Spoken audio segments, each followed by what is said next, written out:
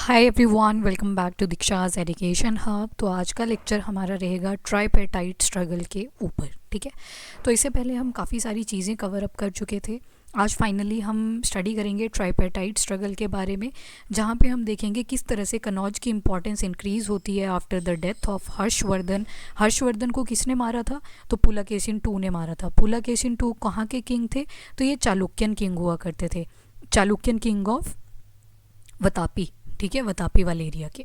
तो अब होता क्या है, हमने वैसे तो चोलास तक पढ़ लिया है, चोलास 8th सेंचुरी एडी में आते हैं, पर ये हमें इकट्ठा पढ़ना था।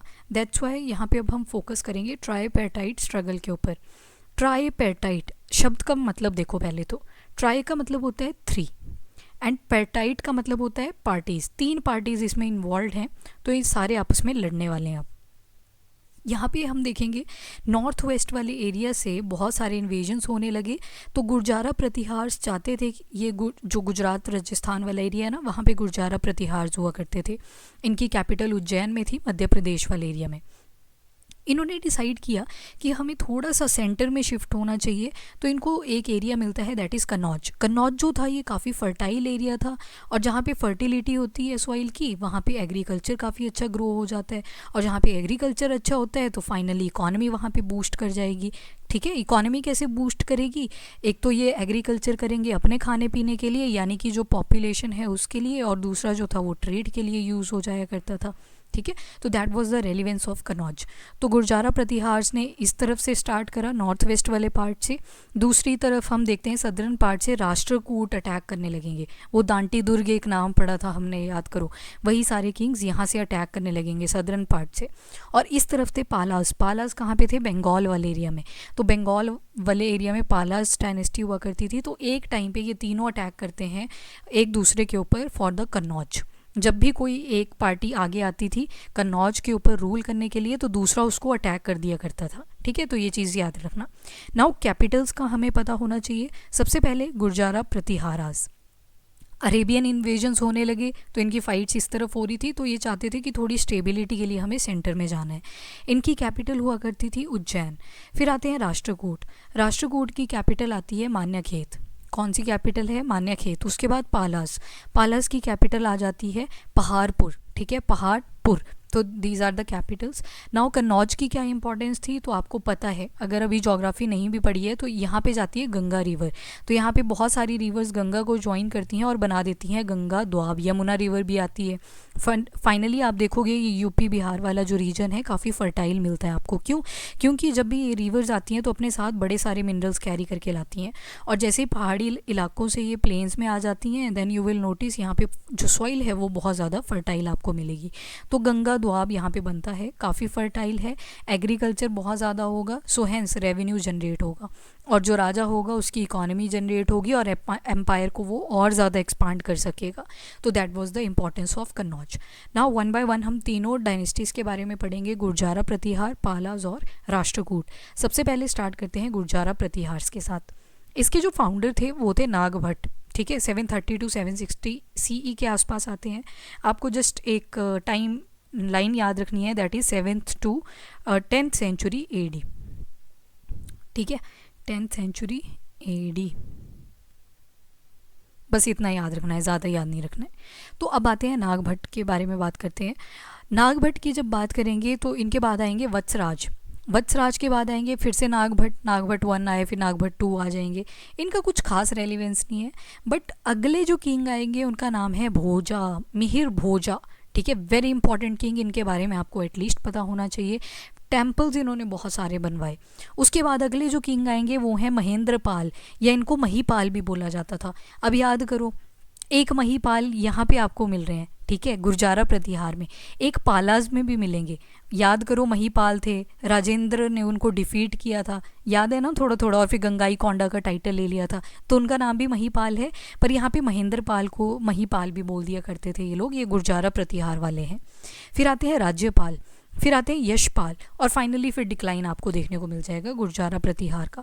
नाउ ऐसे मत सोचना कि पाल पाल लगा हुआ है तो पाला डायनेस्टी होगी। ठीक है, सरनेम चेंज होते रहते थे इनके, तब तो यहाँ पे मिहिर का भोजा बन चुका है। ठीक है, सो ये चीज़ें आपको थोड़ी सी ध्यान में रखनी पड़ेंगी। फिर हम पढ़ेंगे पालास के बारे में, जो बंगाल वाले एरिया में रूल कर रहे थे, जिनकी कैपिटल पहाड़पुर थी।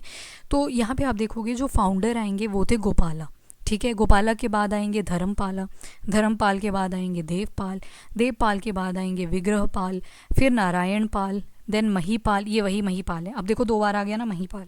एक महीपाल गुर्जारा प्रतिहार में पढ़े और दूसरे हमने पढ़ लिए पालास के अंदर, ठीक है। तो वो तो डायनेस्टी का नाम लिखा होगा हमेशा स्टार्टिंग उसके साथ में, नहीं तो पता नहीं चलता है, ठीक है। सो महीपाल ये वही महीपाल हैं जिनको राजेंद्र चोला ने डिफीट किया था। उसके बाद आते हैं रामपाल, ठीक है। तो यहाँ पे हम अभी कहाँ का टाइमलाइन पढ़ रहे हैं, 750 to 1000 AD का, ठीक है। तो उसी तरह से आपको याद हो अगर थोड़ा सा चोलास के बारे में, तो वो भी 8th सेंचुरी से लेके 10th सेंचुरी में ही मर्ज कर रहे थे, ठीक है। सो अब देखेंगे राष्ट्रकूट के बारे में। राष्ट्रकूट जो थे ये कंटेम्पररी थे चालुक्यास के। दांटी दुर्ग को याद करो, अभी देखते हैं इनका सिग्निफिकेंस वन बाय वन। दांटी दुर्ग के बाद आते हैं कृष्णा वन, कृष्णा वन के बाद आते हैं ध्रुवा, ध्रुवा के बाद आते हैं गोविंदा 3, फिर अमोघ वर्ष आते हैं। अमोघ वर्ष के दरबार में बड़े अच्छे कोर्ट पोएट्स आपको मिलने वाले हैं, पंपा पोन्ना रन्ना, ठीक है। पंपा पोन्ना रन्ना, ठीक है। ये इंपॉर्टेंट चीज़ें हैं, कन्नड़ पोइट्स थे ये। फिर आते हैं इंद्र 3, फिर आएंगे कृष्ण 3। कृष्ण 3 को कौन मारने वाला है, तो मिहिर भोज। मिहिर भोज कहाँ पे देखे आपने, गुर्जारा प्रतिहार में। फिर डिक्लाइन शुरू हो जाएगा फाइनली राष्ट्रकूट का भी। ना वो गुर्जारा प्रतिहार के ऊपर फोकस करेंगे। सबसे पहले गुर्जारा प्रतिहार कहाँ पे थे, तो ये जो गुजरात राजस्थान वाला एरिया हुआ करता था, यहाँ पे गुर्जारा प्रतिहार थे। अब इनकी लोकेशन देखो आप, यहाँ पे इंडिया वाला पार्ट आ गया। उस टाइम पे तो पाकिस्तान भी जुड़ा हुआ था, अफगानिस्तान भी जुड़ा हुआ था। यहाँ से अरब इन्वेजन्स शुरू हो जाती हैं। वो अटैक्स कर रहे हैं किसको, तो गुर्जारा प्रतिहार को, ठीक है। तो अरेबियन इन्वेजन स्टार्ट हो जाती हैं और गुर्जारा प्रतिहार को बार बार अटैक कर रही हैं। तो गुर्जारा प्रतिहार ने डिसाइड किया कि हमें ना कनौज वाले एरिया में चले जाना चाहिए। क्यों, क्योंकि कनौज वाला एरिया एक तो सेंटर में जैसे था और ऊपर से फर्टाइल भी काफ़ी था और साथ में एग्रीकल्चर भी काफ़ी हो सकता था वहाँ पे और इकोनॉमी भी इंक्रीज़ हो सकती थी, ठीक है। So that's all about the Gurjara Pratihara, जो बेसिक्स आपको पता होना चाहिए। तो अरेबियन अटैक्स होते हैं नागभट्ट के टाइम पे। एक अरेबियन गवर्नर हुआ करता था, तो वो कौन थे, जुनैद। तो जुनैद के साथ तामीन भी एक अटैक करता है नागाभट्ट को, जो गुर्जारा प्रतिहार के किंग थे। तो जुनैद और तामीन दोनों को ही नागभट्ट ने डिफीट कर दिया था, तो ये बात आपको पता होनी चाहिए। फिर हमने देखा था नागभट्टा के बाद नागभट्टा 2 भी आए थे, तो इन्होंने धर्मपाल को डिफीट किया था ना। वो धर्मपाल कहाँ पे देखे आपने, ये जो पाला डायनेस्टी वाले धर्मपाल है ना, जो ये वाले, इनको डिफीट कर देते हैं कौन, नागाभट्टा 2। चक्र युद्ध आएंगे, उनको भी डिफीट कर देंगे नागाभट्टा 2। ये कहाँ से हमें इन्फॉर्मेशन मिलती है, तो जो मिहिर भोज हैं। अब देखो नाम अब बहुत सारे यूज़ होने वाले हैं, तो थोड़ा आप रिवाइज करते रहना साथ साथ में। नाउ मिहिर भोज किसके थे, गुर्जारा प्रतिहारा के, याद करो ये वाला पार्ट, ठीक है। तो मिहिर भोज के जो इंस्क्रिप्शन है, ग्वालियर इंस्क्रिप्शन, उसके ऊपर लिखा गया कि नागभट्टू ने क्या किया था, धर्मपाल और चक्रयुद्धा को डिफीट कर दिया था, ठीक है। से थर्ड आते हैं मिहिर भोजा। एक तो इनका कॉपर प्लेट इंस्क्रिप्शन आपको मिल जाएगा दौलतपुर वाले एरिया में, एंड दूसरा इन्होंने ग्वालियर इंस्क्रिप्शन इशू किया था, जिसके ऊपर नागाभट्टा 2 की इन्होंने अचीवमेंट लिखी थी। उसके बाद हमने नारायण पाल देखे। नारायण पाल कहाँ पे देखे आपने, तो पाला डायनेस्टी में देखे, ये वाले, ठीक है। नाउ यहाँ पे देखो मिहिर भोज क्या करेंगे, नारायण पाल को डिफीट कर देंगे। उसके बाद कृष्णा 3 को डिफीट कर देंगे। नाउ कृष्णा 3 कहाँ पे देखे आपने, तो राष्ट्रकूट में देखे, ये वाले। तो देखो ये सारे ना कंटेम्प्रेरी चल रहे हैं इस टाइम पे। तो कृष्णा 3 को जो नर्मदा रिवर थी, ये देखो यहाँ पे सतपुड़ा रेंज आ जाती है और इसके नीचे से रिवर जाती है एक, जिसका नाम है नर्मदा रिवर। तो इसके बैंक पे डिफीट किया था और जो मलूर वाला एरिया था ये सारा ये ऑक्यूपाई कर लिया था। और जो मिहिर भोज हैं उन्होंने एक टाइटल लिया था आदि वराहा का। अब Varaha is associated to lord Vishnu, तो मतलब ये बहुत बड़े डिवोटी हुआ करते थे विष्णु जी के, तो आदि वराहा का इन्होंने टाइटल ले लिया था। उसके बाद और भी बहुत सारे टाइटल्स इनको दिए गए थे, जैसे कि सुलेमान किंग आते हैं एक, और उन्होंने इनको बोला कि जो मिहिर भोज हैं वो किंग जूजर हैं, जूजर का टाइटल दिया था सुलेमान ने। और बौरा का टाइटल दिया था अल मसूदी ने। अल मसूदी आए थे इंडिया और इन्होंने फर्स्ट टाइम इंडिया के अंदर मॉनसून का कॉन्सेप्ट दिया था।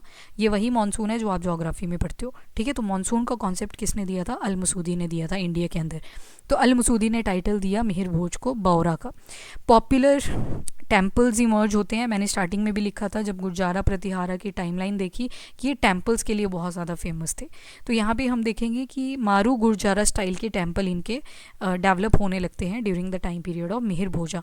आर्ट एंड कल्चर में ये सारे स्टाइल्स हमें पढ़ने हैं, अभी सिर्फ याद रख लो कि मारू गुर्जारा जो है मारू गुरजारा टेम्पल जो थे वो मिहिर भोजा ने स्टार्ट किए थे। उसके बाद जैसे ही राज्यपाल रूल करने के लिए आते हैं तो कहीं ना कहीं इनका डिफीट होना शुरू हो जाता है। कैसे? क्योंकि महमूद ऑफ गजनवी 1018 में इंडिया में आएंगे महमूद ऑफ गजनवी, और जैसे ही ये एंटर इन करेंगे, अभी इंडिविजुअली पढ़ेंगे, गजनवी, गोरी, सबके बारे में पढ़ेंगे, ठीक है, पर अभी इतना याद रखो राज्यपाल को डिफीट कर दिया था महमूद ऑफ गजनवी ने। फाइनली यहाँ पे ख़त्म हो जाती है गुरजारा प्रतिहारा। नाउ क्या क्या डेवलपमेंट देखने को मिलेगी आपको?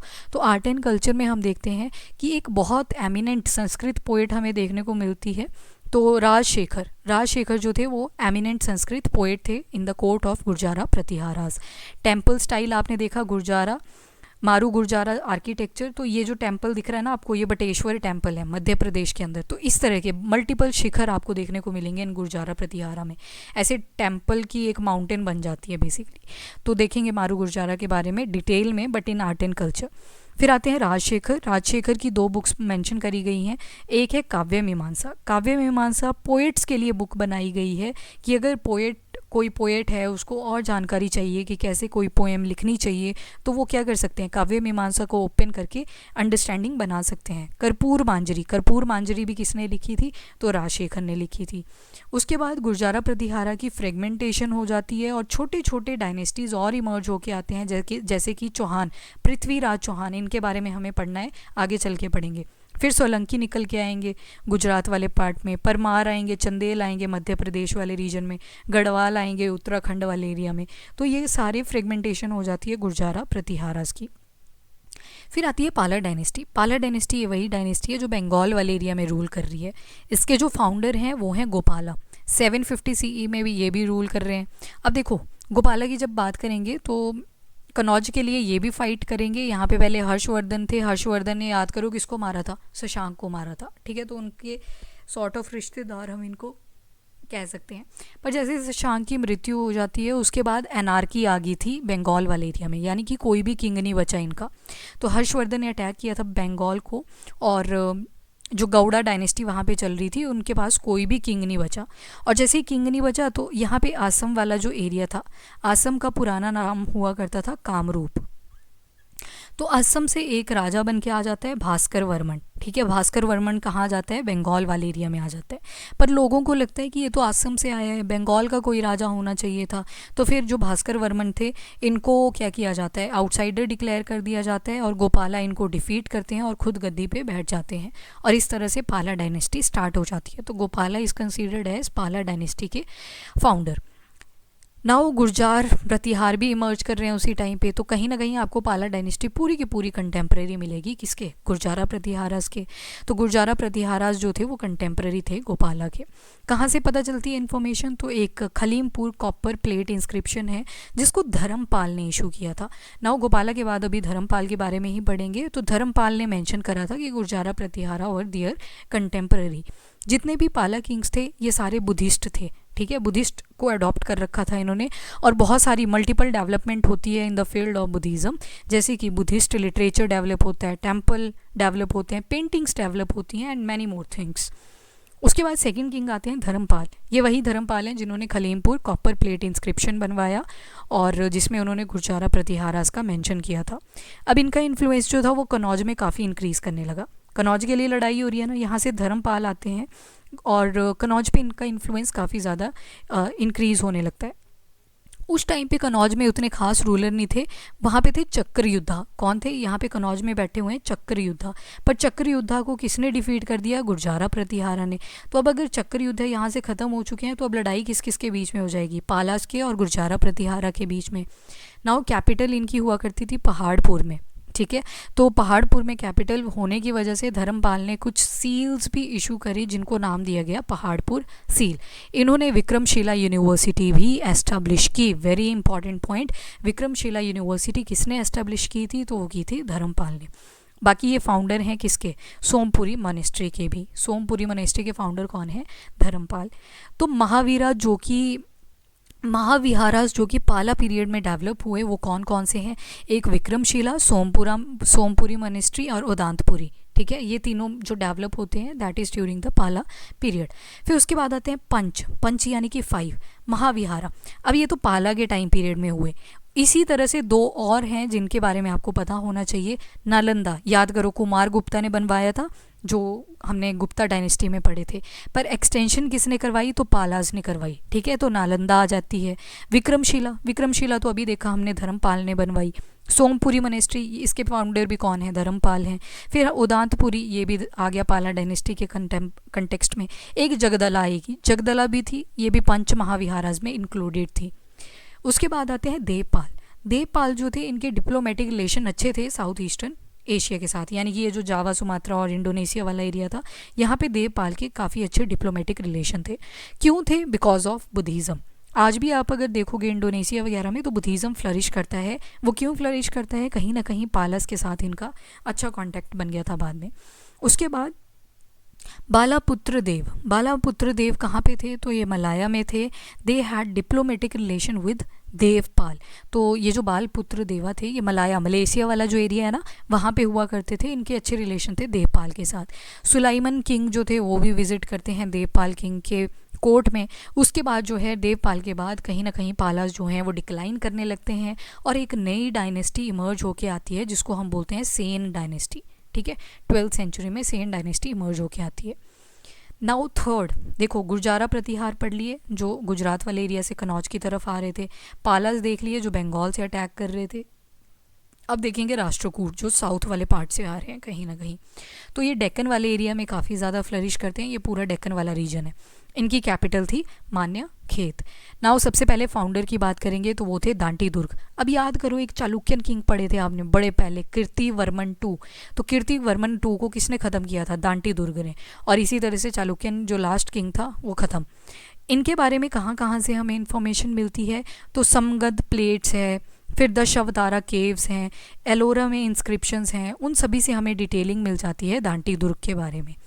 वैसे तो ये ब्राह्मण हुआ करते थे, पर इन्होंने एक यज्ञ करवाया था जिसको बोलते हैं हिरण्यगर्भा दाना। हिरण्यगर्भा दाना जो है ये क्यों करवाया, उज्जैन में करवाया था। गोल्डन वूम, क्या मतलब होता है इसका, गर्भ का मतलब होता है वोम, मदर की जो कोख होती है। हिरण्य, ये रिलेटेड है टू द गोल्ड। तो इन्होंने क्या करवाया, हिरण्यगर्भा दाना क्यों करवाया, ये बोलते हैं कि जो वॉरियर होता है उसको क्षत्रिय होना चाहिए और मैं ब्राह्मण घर में पैदा हुआ, तो ये भगवान से विश मांगते हैं कि मुझे अगले जन्म में क्षत्रिय ही बनाना। दैट इज़ हिरण्यगर्भा दाना, ठीक है। मेन रिसोर्स इनका क्या हुआ करता था, वो था एलिफेंट। तभी तो दांटी दुर्ग इनका नाम पड़ा। दांटी का मतलब होता था कि बड़े बड़े दांत होते हैं जिसके, दैट इज़ एलिफेंट। और दुर्ग का मतलब होता है फोर्ट, किला। तो फोर्ट को जो तोड़ दे उसको बोलते हैं दांटी दुर्ग, ठीक है। तो ये चीज़ें याद रखना। बाकी मालवा से लेके मध्य प्रदेश से लेके साउथ में इन्होंने अपना जो एक्सटेंशन है वो करके रखा हुआ था। अब दांटी दुर्ग के बाद आते हैं कृष्णावन। कृष्णावन ने एलोरा केव्स बनवाई। एलोरा केव्स यूनेस्को की लिस्ट में भी शामिल हैं। वहाँ पे जो केव नंबर 17 है ना, एलोरा केव्स में बड़ी सारी केव्स मिलेंगी आपको। इनके बारे में हम आर्ट एंड कल्चर में ही देखेंगे, अभी ज़्यादा फोकस नहीं करेंगे। अभी इतना याद रखो कि जो केव नंबर 16 थी, दोबारा से आएगा ये पॉइंट जब हम पढ़ेंगे आर्ट एंड कल्चर। तो कैलाश लेनी, जहाँ पे टेम्पल बनवाया, कैलाश टेम्पल किसने बनवाया था, कृष्णावन ने, ठीक है। कौन सी, केव नंबर 16, जिस केव का नाम है कैलाश लेनी एंड फेमस है फॉर कैलाश टेम्पल। फिर आता है ध्रुवा टू। ध्रुवा टू ने क्या किया, ध्रुवा टू ने डिफीट किया था नागाभट्टा टू को, ठीक है। नागाभट्टा टू को डिफीट कर दिया और धर्मपाला को भी डिफीट कर दिया। पाला का एक, ये देखो ये गुर्जारा प्रतिहारा का डिफीट कर दिया और दूसरा पाला का डिफीट कर दिया। तो यहाँ से पता लगता है कि Dhruva to was very eminent, ठीक है। तो ये देखो अब यहाँ से धर्मपाल अटैक कर रहा है पाला का, यहाँ से ध्रुवा अटैक कर रहा है और यहाँ से नागाभट्टा टू अटैक कर रहा था।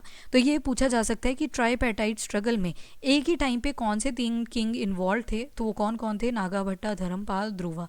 ये एमिनेंट किंग थे, इस वजह से मैं बता रही हूँ इनके बारे में। अदरवाइज बाकी भी अटैक्स करते रहेंगे कनौज वाले एरिया में। नागाभट्टा टू ने तो उसको ही मार दिया जो चक्र युद्ध हुआ करता था। तो एनीवेज नाउ आते हैं अमोघ वर्ष। कृष्णा वन के बाद कौन आएंगे, अमोघ वर्ष। तो इनको अशोका ऑफ साउथ बोला जाता है। क्यों बोला जाता है इनको अशोका ऑफ साउथ, बिकॉज ये रिलीजन को लेके टॉलरेंट थे। आप ब्राह्मण हो, जैन हो, बुद्ध हो, विष्णु को पूजा करते हो, जो मर्जी हो आप, डजेंट मैटर, सारे रिलीजन को इक्वली ट्रीट किया जाता था। लिटरेचर बहुत ज़्यादा एडवांसमेंट अटेन करता है during the time period of अमोघ वर्ष।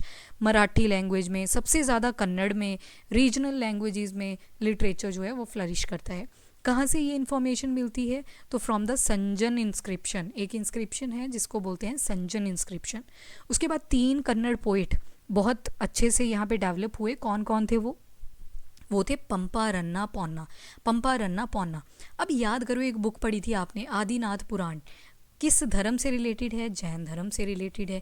किसके बारे में रिलेटेड है? तो ऋषभ देव। ऋषभ देव कौन थे? तो जैन धर्म के फर्स्ट तीर्थंकार हुआ करते थे। तो ये जो बुक थी आदिनाथ पुराण, मैंने बोला था उस टाइम पे भी कि वो लिखी थी पंपा ने, ठीक है। पंपा खुद क्या थे? शिवा के फॉलोअर थे। और बुक कैसी लिख डाली, देखो, जैन रिलीजन की। तो यहाँ से पता लगता है कि रिलीजन को लेके बहुत ज़्यादा टॉलरेंस मिलती है during the time period of Rashtrakuta. Specially Amoghavarsha के टाइम पे लिटरेचर बहुत ज़्यादा डेवलप होता है। इन्होंने जैनिज़्म को अडॉप्ट कर लिया, अमोघ वर्ष ने बाद में जैनिज़्म को अडॉप्ट कर लिया था। एलोरा, अब देखो केव्स डेवलप हो रही हैं during the time period of Amoghavarsha, जैसे कि Ellora caves, Elephanta cave. Ellora cave के अंदर आपको हिंदू, बुद्धिज़्म, जैनिज़्म तीनों रिलीजन के बारे में मिलेगा। वैसे ही एलिफेंटा केव में जाओगे तो वहाँ पे हिंदुइज़्म और बुद्धिज़्म के बारे में मिलेंगी, जैन के बारे में नहीं मिलती, हिंदू और बुद्धिज़्म। एलोरा में तीनों धर्म, Hinduism, Buddhism and Jainism. Elephanta में सिर्फ 2 हैं, हिंदुइज़्म और बुद्धिज़्म। तो ये डेवलपमेंट भी कब हुई? तो राष्ट्रकूट डायनेस्टी के टाइम पीरियड में। फिर आते हैं इंद्र 3। अल मसूदी ने इनके कोर्ट को विजिट किया था और फर्स्ट टाइम मॉनसून का जो टाइटल है वो भी इनको बताया था, इंडिया के अंदर बताया था कि जो मॉनसून है वो भी आता है। अब याद करो मिहिर भोज, याद करो मिहिर भोज। मिहिर भोज को 2 टाइटल्स मिले थे, किंग जूजर और किंग बौरा। तो देखो वो गुर्जारा प्रतिहारा के किंगडम में भी आए और उसके बाद किसके किंगडम में गए? राष्ट्रकूट के किंगडम में गए, दैट इज़ इंद्र 3। तो यहाँ से पता लग रहा है ना कि सारे कंटेम्प्रेरी हैं एक दूसरे के। इन्होंने प्रांतकवान याद करो, हमने पढ़ा था चोलास के बारे में। तो जो प्रांतकवान थे उनको डिफीट किया था किसने? इंद्र 3 ने। कई बोलते हैं कि डिफीट इन्होंने किया और मारा किसने था? तो कृष्ण 3 ने मार दिया था। वॉर होती है एक जिसका नाम था तोंडाई कोलम जो है that is the war name, and इन्होंने मारा था प्रांतकवान को। डिफीट किसने किया? तो इंद्र 3 ने किया, एंड मारा किसने था? तो कृष्ण 3 ने मारा था। कौन से इंस्क्रिप्शन से ये इन्फॉर्मेशन मिलती है? तो प्रांतक का याद करो इंस्क्रिप्शन था एक, उत्तर मैरूर इंस्क्रिप्शन, जिसपे वो बताते हैं कि मैंने मदुरई को अटैक किया था।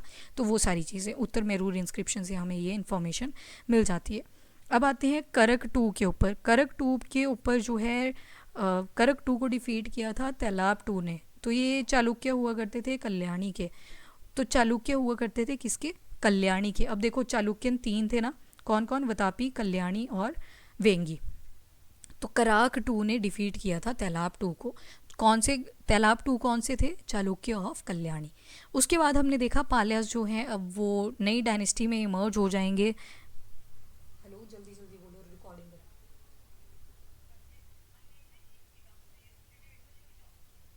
अच्छा अच्छा, ठीक है। हाँ हाँ, ठीक है, ठीक। तो पालास की हम देखते हैं, पालास जो हैं ये क्या करते हैं? टूट जाते हैं और फाइनली एक नई डायनेस्टी इमर्ज होके आती है, दैट इज़ द सेना डायनेस्टी, ठीक है। फिर इसमें हम देखेंगे फाउंडर आएंगे पहले सामंत सेन, फिर आएंगे विजय सेन। विजय सेन ने अपनी कैपिटल बनाई थी लखनऊती, एंड इन्होंने एक्सटेंशन करी अप टू द बांग्लादेश। उसके बाद वल्लभ सेन, उस टाइम पे तो बांग्लादेश खैर इंडिया का ही हिस्सा था, पर एक्सटेंशन बताई गई है ये, तो आप आइडिया लगा सकते हो।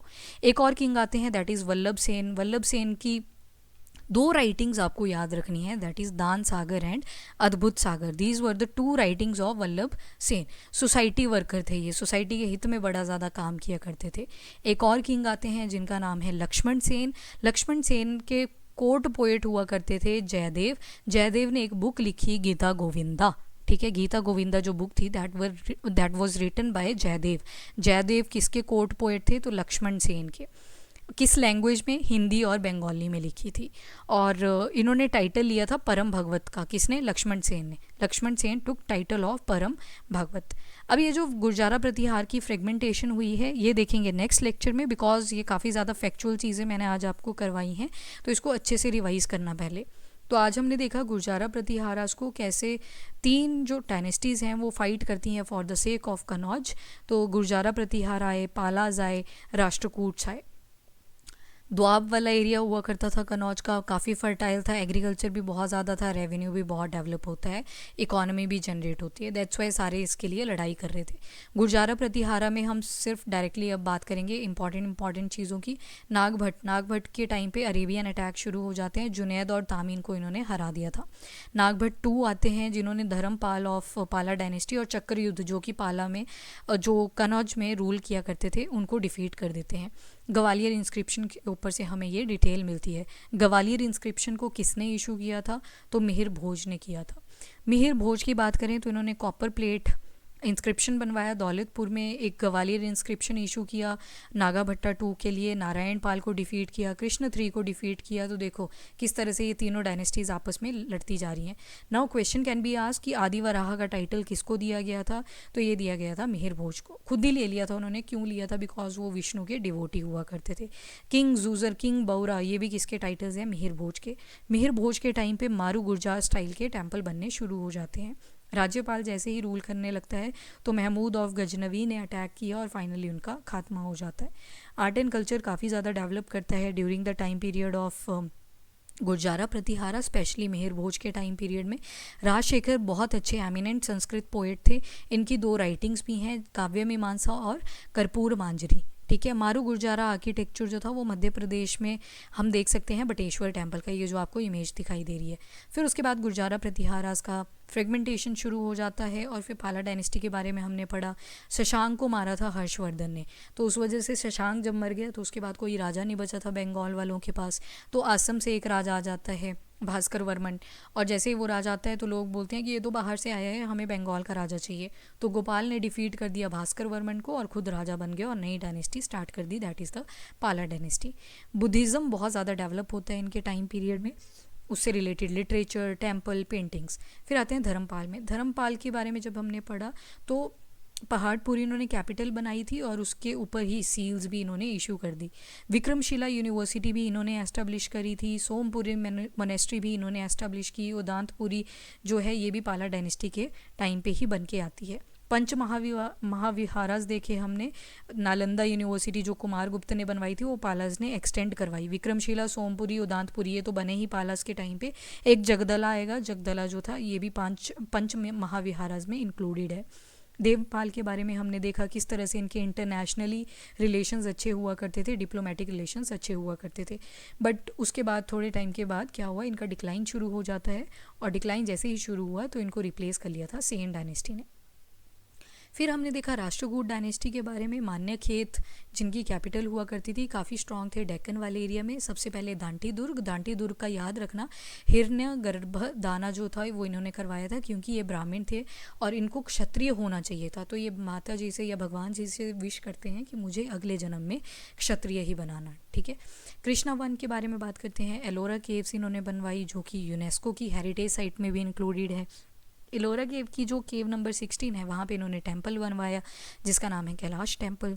ध्रुवा 2 आते हैं, उन्होंने नागभट्ट 2 को भी डिफीट किया एंड धर्मपाल को भी डिफीट किया, जो कि सारे किसके लिए लड़ रहे हैं? कन्नौज के लिए लड़ रहे हैं।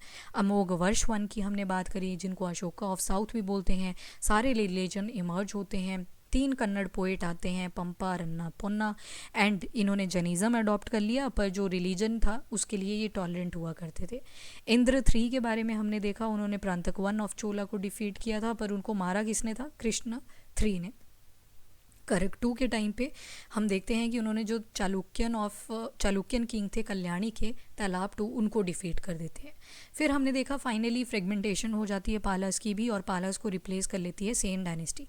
सबसे पहले आते हैं सामंत सेन। सामंत सेन फाउंडर थे। विजय सेन ने कैपिटल लखनऊती बनाई और इसकी एक्सटेंशन है अप टू बांग्लादेश। वल्लभ सेन, दान सागर और अद्भुत सागर, ये दोनों राइटिंग है वल्लभ सेन की। लक्ष्मण सेन के बारे में देखा, इनके court poet were very important. Court poet थे लक्ष्मण सेन, ये आपको याद रखना पड़ेगा। जयदेव ने बुक लिखी दैट इज़ गीता गोविंदा, हिंदी और बंगाली लैंग्वेज के अंदर, और लक्ष्मण सेन ने अपने लिए टाइटल लिया था परम भागवत का। उसके बाद अब ये फ्रेगमेंटेशन जो हुई गुर्जारा प्रतिहारास की, इनके बारे में हम पढ़ेंगे इन द नेक्स्ट लेक्चर, जिसमें हमें सिर्फ चौहान्स के ऊपर सबसे ज़्यादा फोकस करना पड़ेगा क्योंकि इस टाइम पे जो हिस्ट्री है वो पूरी चेंज होने वाली है। बेसिकली यहाँ पे आप देखोगे कि अर्ली मेडिवल वाला टाइम पीरियड ख़त्म होगा और हम एंटर कर जाएंगे मेडिवल पीरियड में। सो अभी के लिए इतना ही। If you like the video do like and share. So thank you everyone, subscribe the channel. अगर आपको PDF चाहिए होगा तो उसको डाउनलोड कर लीजिएगा from the Telegram. Thank you everyone, have a nice day.